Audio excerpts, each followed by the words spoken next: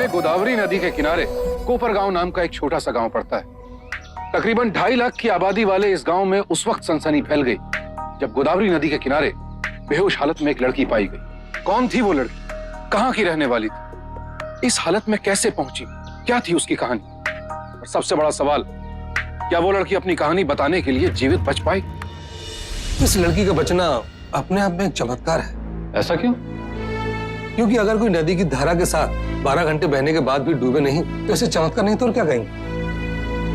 आप इतने यकीन के साथ कैसे कह सकते हैं कि लड़की नदी की धारा के साथ ही बह के आई? इसके 2 कारण हैं।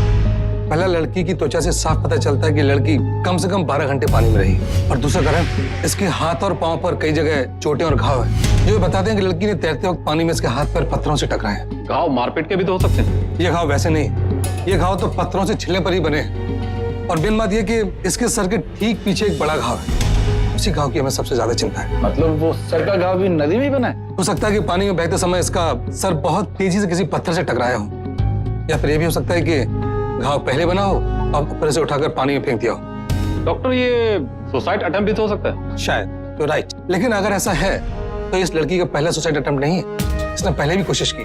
तो क्या पहले भी सुसाइड करने की कोशिश कर चुकी है? इसकी कलाई पर काटे जाने के निशान साफ बने, कोई पुराना घाव होगा। कंडली से मेरी लड़की को होश आ गया है। Okay, thank you. बाकी आपको लड़की से पूछ लीजिए। कम।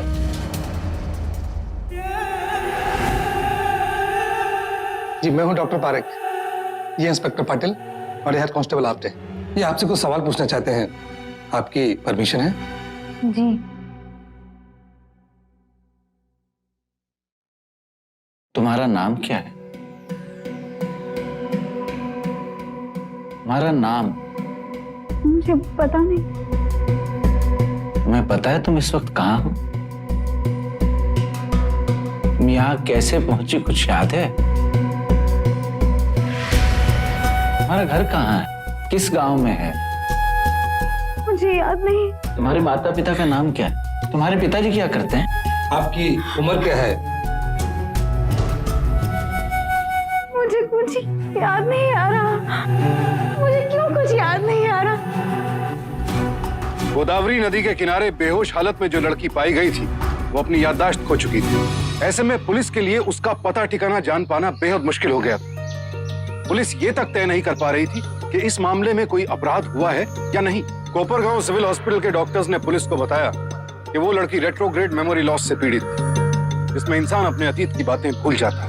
इस लड़की को जो बीमारी है उसे मेडिकल साइंस में रेट्रोग्रेड मेमोरी लॉस कहते हैं। इसमें इंसान अपना भूतकाल यानी अपना पास्ट भूल जाता है। अब कुछ केसेस में तो सिर्फ थोड़ी बहुत याददाश्त जाती है, जैसे कुछ नाम, दोस्तों के नाम या रिश्तेदारों के नाम। पर सीरियस केसेस में इंसान अपनी जिंदगी का अधिकांश हिस्सा, यहाँ तक कि कभी-कभी पूरा जीवन भर तक कुछ याद नहीं कर पाता। अच्छा, ये लड़की कितना कुछ भूल चुकी है? ये अपने जीवन का अधिकांश हिस्सा भूल चुकी है, पर अभी ये पूरी तरह से लाइलाज नहीं है। अक्सर ऐसा देखा जाता है कि ऐसे केसेस में व्यक्ति की याददाश्त समय के साथ साथ वापस आने लगती है और उसकी आंखों के सामने उसके जीवन से जुड़ी कुछ घटनाओं की प्रतिबिंब, कुछ छवियां आती हैं। शुरू में तो वो इन छवियों को सही तरह से परिभाषित नहीं कर पाता है, पर वक्त के साथ साथ उसे सब घटनाएं, सारे नाम, पते सब याद आने लगते। इसमें टाइम कितना लगेगा? अब कितना समय लगेगा, इसमें ऐसा है कि ये कुछ दिन में भी ठीक हो सकता है और नहीं तो पूरा जीवन बीत जाता है और घड़ी की सुई टस से मिस नहीं होती है। इसमें हम अपनी ओर से क्या मदद कर सकते हैं? आप ज्यादा मदद तो नहीं कर सकते, पर जो बेसिक चीजें हैं जैसे अखबार, संगीत, किताबें, लोगों से मिलना जुलना, इन्हें घुमाना, ये सब इस रोग को ठीक करने में मदद कर सकते हैं। क्या लगता है आपको, लड़की सच बोल रही? सच में इसकी याददाश्त ऑफ हो गई? डॉक्टर को तो यही लग रहा है सर। मुझे भी लग रहा है कि लड़की सच बोल रही है सर। केस क्या बनाए? Attempt to murder, attempt to suicide, क्या? सर अभी गुमशुदगी का केस फाइल कर लेते हैं ना। लेकिन एफआईआर पर सिग्नेचर कौन करेगा? इसे तो अपना नाम तक याद नहीं। बोठा लगा देगी सर, बाकी आगे देख लेते हैं। देख लिया आपने, फॉलोअप तो तुझे करना होगा। जी सर।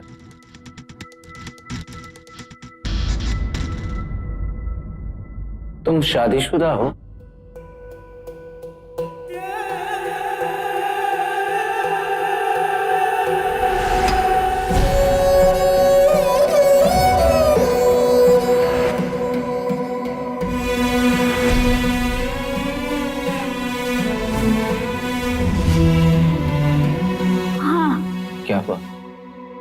दिमाग में कोई तस्वीर उभरी? वो मुझे गले लगा रहे हैं। जो प्यार, वो अपनापन महसूस हुआ, वो एक पति से ही मिल सकता है ना।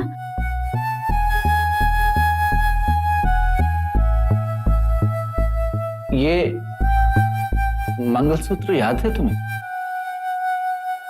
जब तुम मुझे मिली थी तो ये तुम्हारी गर्दन में फंसा हुआ था।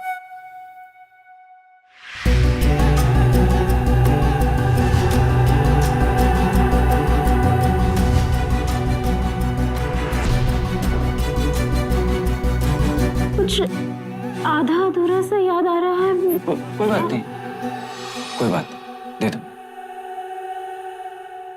दिमाग पे ज्यादा जोर देने से कोई फायदा नहीं। जिन कपड़ों में तुम मुझे मिली थी, उन कपड़ों पे नवीन टेलर्स के नाम का लेबल था। नवीन टेलर्स, इस नाम से तुम्हें कुछ याद आया? कोई गांव, शहर जो इस नाम से जुड़ा हुआ हो?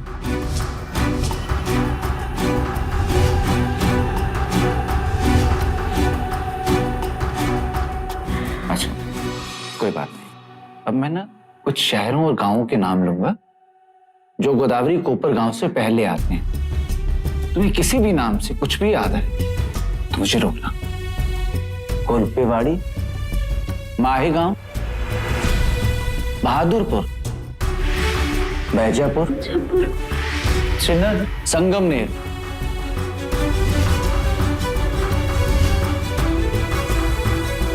बस आज के लिए इतना ही। तुम आराम करो, मैं चलता हूं। आप कल वापस तो आएंगे ना? पक्का आऊंगा। आप जब अपनी डायरी में मेरे बारे में लिखते हैं तो मेरे नाम की जगह क्या लिखते हैं? गोदावरी, क्योंकि मैं गोदावरी के किनारे मिली थी इसलिए। हाँ, अच्छा नहीं लगा तो बदल देता हूँ। नहीं, अच्छा नाम है गोदावरी। कौन है ये लड़की? ना जान ना पहचान, क्या करूंगी मिलके उसे? अरे दो चार अपनी सुनाना, एक दो उसकी सुन लेना, और कुछ बात नहीं बने तो मौसम के बारे में बात करना शुरू कर दे। उसे अच्छा लगेगा कि कोई उससे मिलने आया। खुश होगी ना तो याद करने में आसानी होगी। सुना, हाँ। गोदावरी,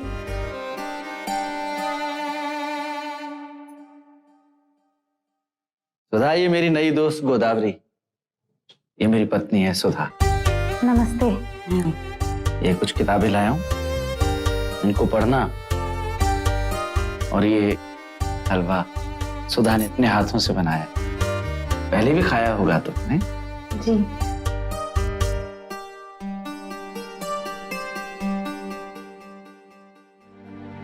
मुझे गजल सुनना पसंद नहीं है।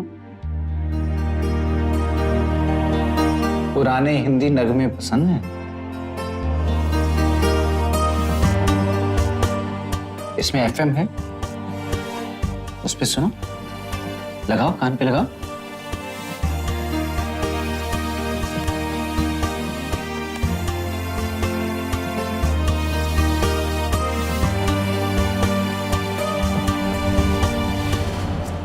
एक गली सी है, के आसपास बिल्डिंग्स है, वहीं हम रहते थे।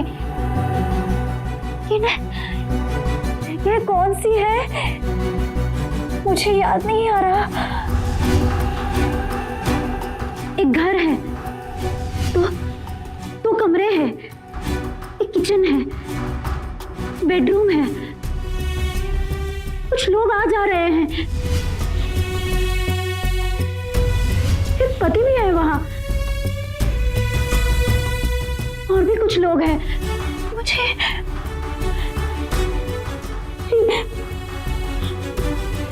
मुझे याद नहीं आ रहा। मुझे याद नहीं आ रहा। बस बेटा, बहुत मुश्किल लड़ाई लड़ रही है और तू देखना, जीत तेरी ही होगी।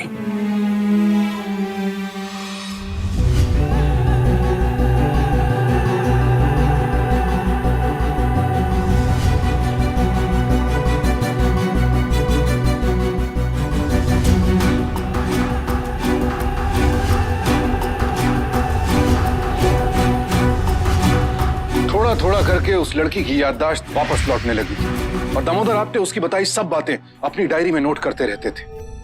उनका अब यही प्रयास था कि किसी भी तरह याददाश्त की इन टूटी फूटी कड़ियों को जोड़कर उस लड़की की पहचान का कोई निश्चित प्रमाण जुटा सके। नहीं, ये नहीं हो सकता। मेरा बच्चा कहाँ है? भाई आधी रात को उस लड़की ने पूरा हॉस्पिटल सर पर उठा लिया। वो बहुत जोर से चिल्ला रही थी कि मुझे मेरा बच्चा चाहिए, मुझे मेरा बच्चा चाहिए। क्या गोदावरी सच में किसी बच्चे की माँ है? हाँ, वो अभी भी अपने बच्चे को दूध पिलाने की अवस्था में है। 2 महीने हो गए इस लड़की को मिले हुए। नदी के ऊपर 50 किलोमीटर के आसपास के सभी गांव, सभी शहर और सभी पुलिस स्टेशन में हमने तहकीकात करके देख लिए। कहीं भी किसी भी औरत के लापता होने की खबर नहीं मिली और ना ही वो कोई नवीन टेलर मिला है, ना ही कोई सबूत मिला है और ना ही कोई गवाही देने आया है। अब आपने तू ही बता, मैं इस फाइल को बंद क्यों ना करूं? नहीं सर, अभी तो उसे नाम तक याद आने लगे हैं सर। कल ही उसे याद आया कि उसके पति का नाम रवि है। इसको अपना नाम तक तो याद नहीं, हाँ अपने पति का नाम जरूर याद आया। कभी कभी तो मुझे तेरी इस गोदावरी पर शक होता है, या तो ये कोई मेंटल केस है या फिर ये तुझे सॉलिड टोपी पहना रही है। माफी चाहता हूं सर, लेकिन मैं आपकी राय से सहमत नहीं हूं। आपटे तू इन लड़कियों को जानता नहीं है। एक पति 2 बॉयफ्रेंड, सब नॉर्मल चलता है। कोई कांड करके भागी है और अब तेरे कंधे पर चढ़कर मेला देखना चाहती है। वैसे भी सरकार भी इसका खर्चा नहीं उठाना चाहती। जहां एक और हॉस्पिटल के डॉक्टर्स और नर्सेज उसे काबू में रखने में असमर्थ साबित हो रहे थे, वहीं दूसरी ओर पुलिस कोई ठोस सबूत न मिलने की वजह से केस की फाइल बंद करने जा रही थी। ऐसे हालात में हेड कांस्टेबल आप्टे के अलावा उस लड़की का कोई और सहारा नहीं बचा। हेड कांस्टेबल आप्टे का भी उसके साथ एक भावनात्मक लगाव हो गया था और जब हॉस्पिटल ने उस लड़की को दरकिनार करना चाहा तो आप्टे उसे अपने घर ले आए। सुधा, सुधा आई। इसे आज से अपना ही घर समझना है बेटा, और सुधा को अपनी आई और मुझे अपना बाबा।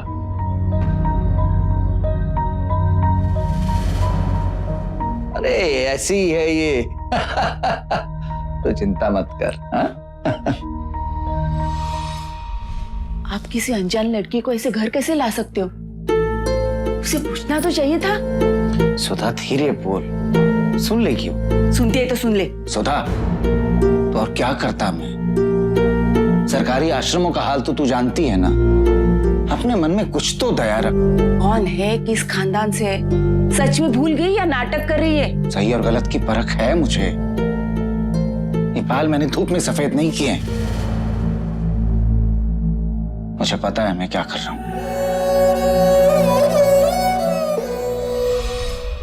गोदावरी, गोदावरी, गोदावरी, गोदावरी, तू रो क्यों रही है? क्या हुआ? बाबा, ये न्यूज़ में जो गली दिखाई जा रही है वहीं पर मेरा घर था। थाने में है ये जगह।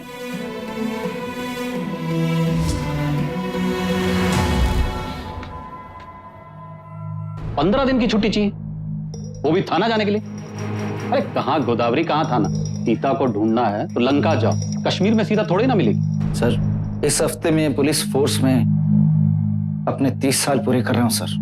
इन 30 सालों में बहुत कुछ देखा है सर मैंने। हजारों फाइलें मेरी आंखों के नीचे से गुजरी हैं सर।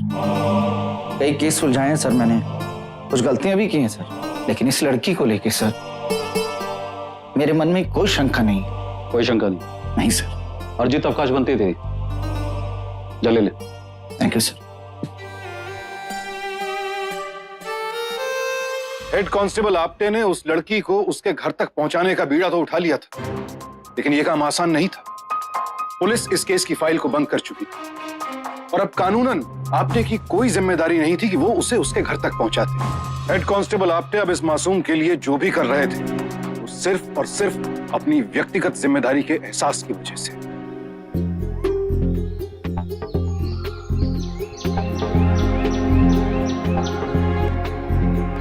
अरे दामोदर भाऊ, कसा आहेस? अच्छा, नमस्कार वहिनी. नमस्कार. ये शंकर भाऊ है, थाने पुलिस में head constable.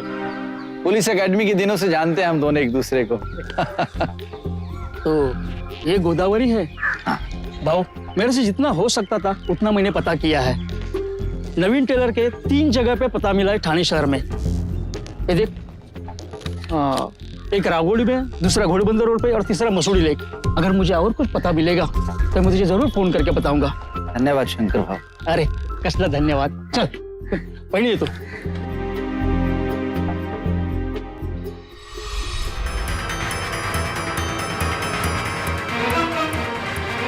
Ravi, sorry sorry sorry भाई साहब, ये आपको कुछ और समझ बैठी। सॉरी। क्या आपकी दुकान का लेबल है? हाँ, ये तो मेरी ही दुकान का लेबल है। आप पहचानते हैं इनको? हाँ, इन्हें तो मैं जानता हूँ। आप वो आरती मैडम के साथ आती थी ना? आरती? आरती नाम की दोस्त है तुम्हारी? नहीं। देखिए, आरती का एड्रेस होगा आपके पास? देखना पड़ेगा, शायद हो। देखिए, हम लोग काफी दूर से आए हैं और ये मुसीबत की हमारी लड़की है। आरती अगर आपके पास आए तो आप प्लीज उनका एड्रेस नोट कर लेना। आप मेरा नंबर नोट कर लीजिए, मुझे फोन करके बताइए। कहाँ सर, सारे रिकॉर्ड देखने पड़ेंगे। कहाँ इतना टाइम है?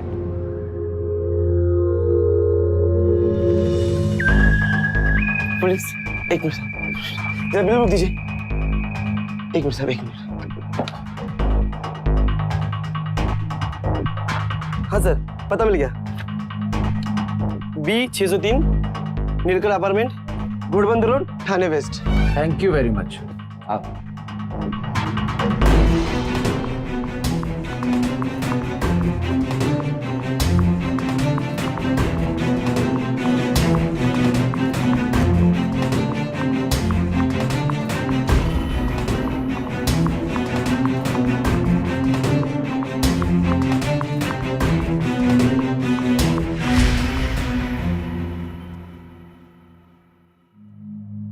मैं और रवि इसी फ्लैट में रहते थे।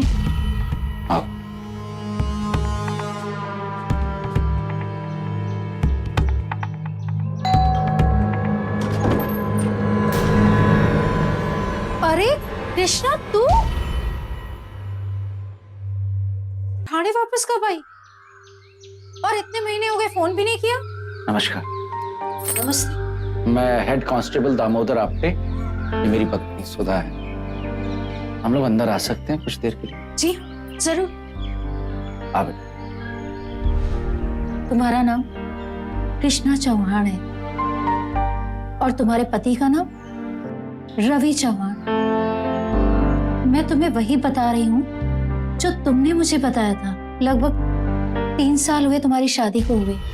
तुम पुणे से हो और रवि नासिक से। रवि नासिक से? जी हाँ, रवि के परिवार वाले नासिक से हैं। गोदावरी नासिक से निकलती है और कोपर गांव गोदावरी से 80 किलोमीटर नीचे आता।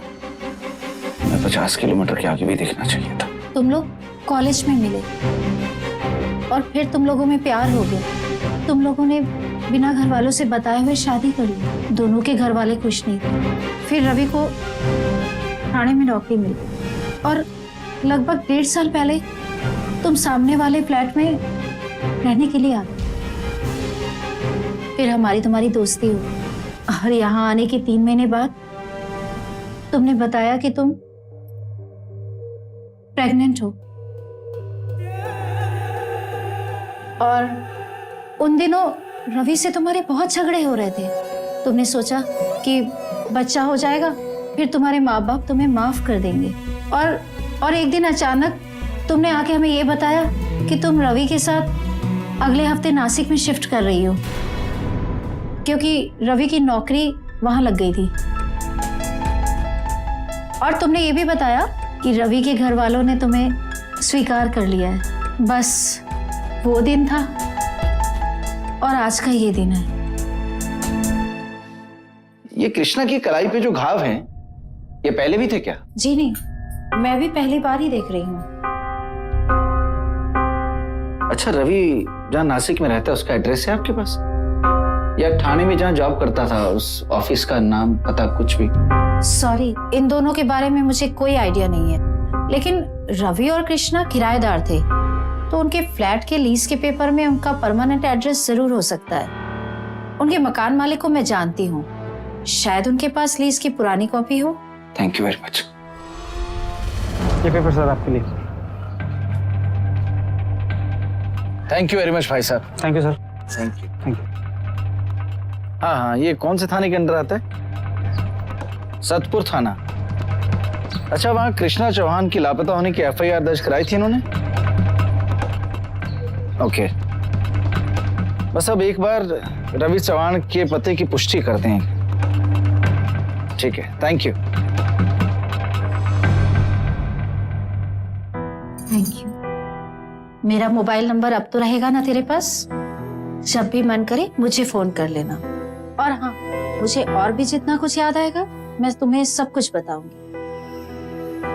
2 घंटे बाद कोपरगांव की बस आएगी, मैं उसी से चली जाऊंगी। तू भी साथ चल देती। मेरे मन में जो शक था वो दूर हो गया। खैर, आप कृष्णा को लेके नासिक चले जाइए, मैं आपका घर पर इंतजार करूंगी।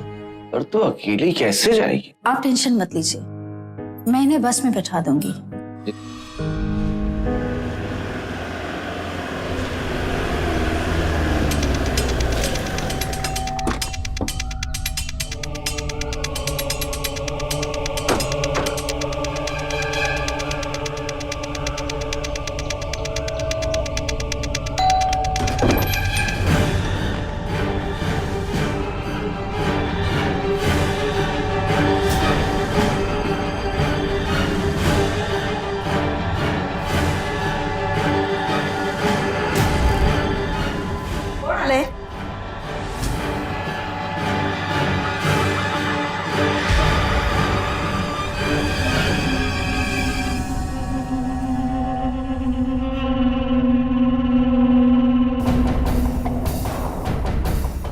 कृष्णा,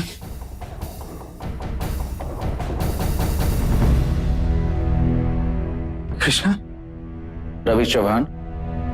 जी हाँ। इसे सिर्फ तुम याद हो और कोई नहीं।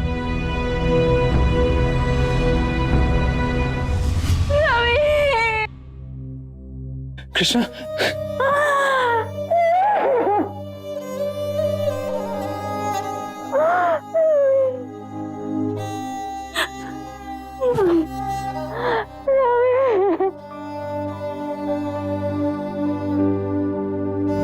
दामोदर आपटे कृष्णा को उसके परिजनों तक पहुंचाने में सफल रहे।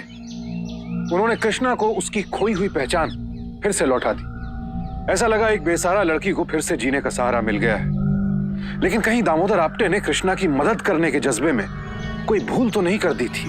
क्या हेड कांस्टेबल आपटे हर गवाह, हर सबूत को ठीक से परख पाए थे? केस से दूरी बनने के बाद जब दामोदर आपटे ने केस का निष्पक्ष विश्लेषण किया तो कुछ नए ही सुराग उनके सामने आने लगे। कृष्णा,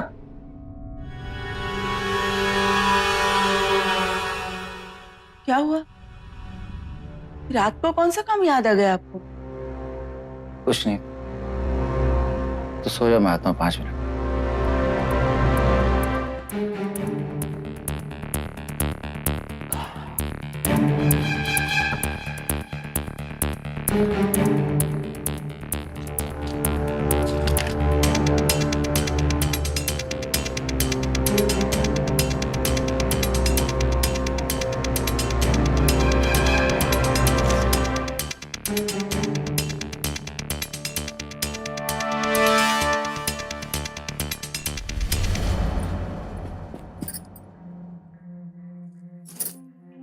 क्या हुआ?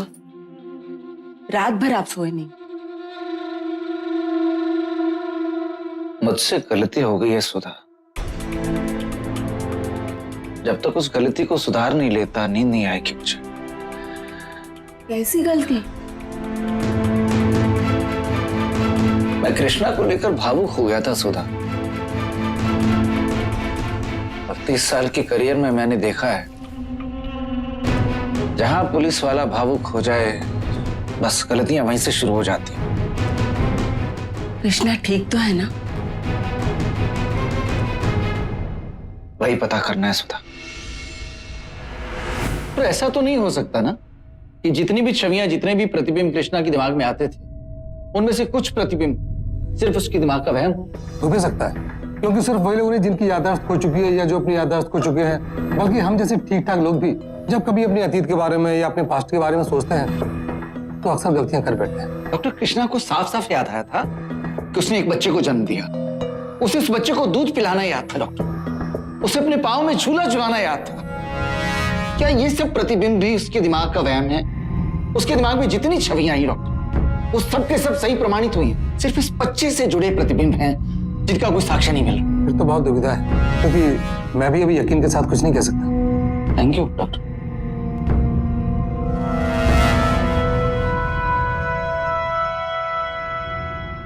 हेलो हेलो कृष्णा, बाबा, तो ठीक है ना बेटा? मैं ठीक हूँ बाबा। पर आपने इतनी सुबह सुबह कैसे फोन किया? घर पर सब ठीक तो है ना? हाँ, यहाँ सब ठीक है बेटा। तू तो ठीक है ना बेटा? मैं बिल्कुल ठीक हूँ बाबा, बल्कि मैं बहुत खुश हूँ यहाँ। बाबा, आपको पता है कल पुणे से मेरे आई बाबा आने वाले हैं मुझसे मिलने के लिए। सच बाबा, मैं यहाँ पर बहुत खुश हूँ। बस ऐसे ही बात करने की इच्छा हुई तो मैंने फोन कर लिया बेटा। तो अपना ध्यान रखना, मैं बाद में फोन करता हूँ। ठीक है बाबा, रखती हूँ। किसका फोन था कृष्णा? बाबा का, ऐसे ही हालचाल पूछने के लिए फोन किया। ऐसे केसेस में जहां कहानी की एक भी कड़ी दूसरी कड़ियों से ना जुड़ रही हो, वहां कोई एक नई कड़ी भी पूरे केस की दिशा बदलने के लिए काफी होती। हेड कांस्टेबल आप्टे के हाथ भी अब कुछ ऐसी कड़ियां लगी थी जिनसे इस केस की काया पलट होने वाली थी, और इस केस का भयानक सच अब ज्यादा देर नहीं छुपने वाला था। अब तो हद कर दिया आपने। तुमने 15 दिन की छुट्टी से आए हो और अभी तुम्हें 10 दिन की छुट्टी और चाहिए। ये पुलिस स्टेशन है, धर्मशाला? सर, आप अगर मुझे छुट्टी नहीं देंगे, मुझे इस्तीफा देना पड़ेगा सर। ठीक है, दे दो इस्तीफा, लेकिन छुट्टी तो फिर भी तुम्हें नहीं मिलेगी। और हाँ, अगर तुमने इस्तीफा दे भी दिया तो मैं तुम्हारी पेंशन रुकवा दूंगा। आप जैसा ठीक समझें सर।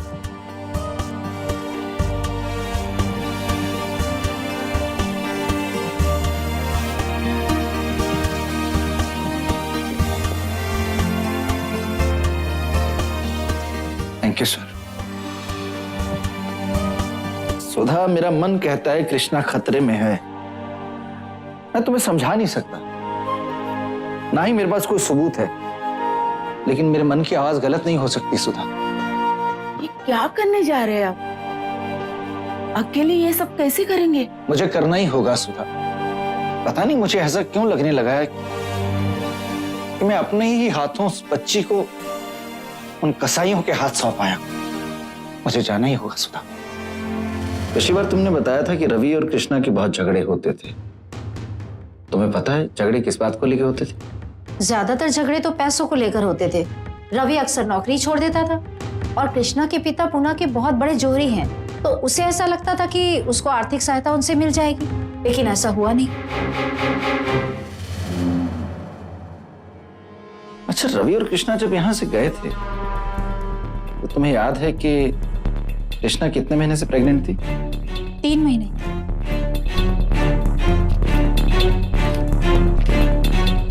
अप्रैल 2008 चल रहा था। जी। फरवरी 2009 को वो हमें मिली। अप्रैल 2008 को अगर वो 3 महीने की प्रेग्नेंट थी तो उसकी डिलीवरी अक्टूबर 2009 या उससे पहले हुई होगी। डिलीवरी के 1 महीने के बाद कृष्णा को लेकर हम पिकनिक के लिए गोदावरी की तरफ गए। चलो, इस परिवार का पहला झूठ तो सामने आया।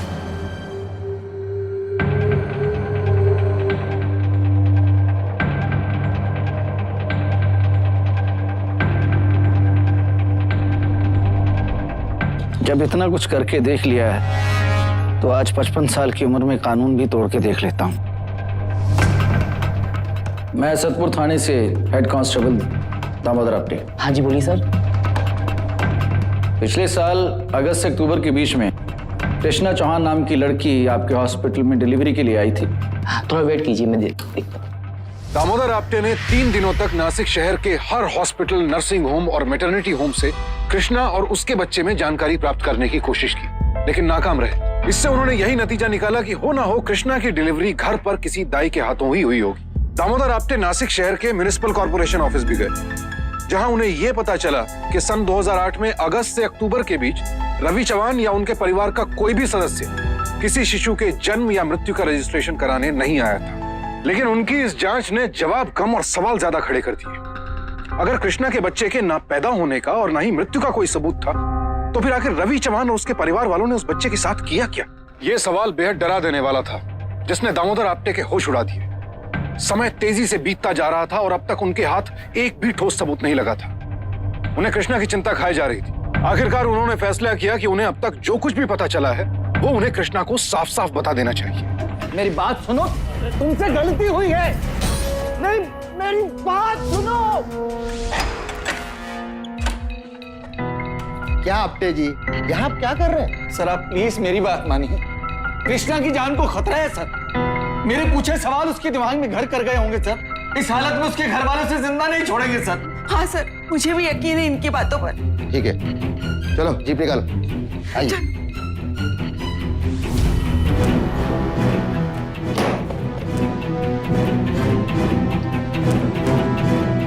सुनिए, ये चौहान फैमिली कहाँ गई है? वो तो सुबह सुबह निकल चुके हैं गाड़ी में बैठ के अपने परिवार के साथ। गाड़ी में? कहाँ?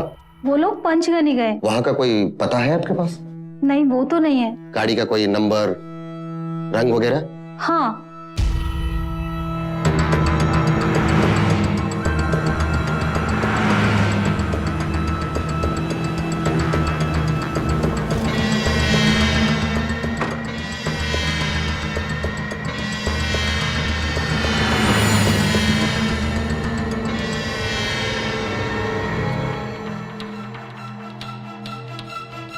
मुझे कैसा ठीक लग रहा है? थक गए बहुत। हाँ, रख दो। कुछ चाय वाय हो जाए? हाँ बिल्कुल। हाँ जी बिल्कुल। बहुत थक गए। मैं देखती हूँ।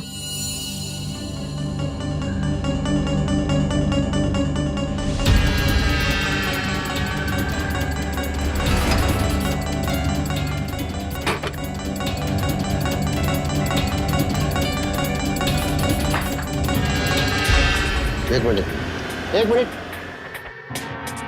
ये चौहान फार्म हाउस कुठे आला? नासिक का फैमिली है, रवि चौहान उसका नाम है।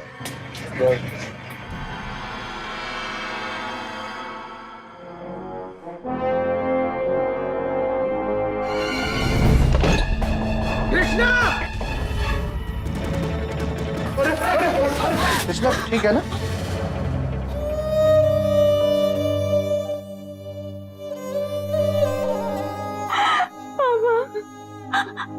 आप सच कह रहे थे बाबा।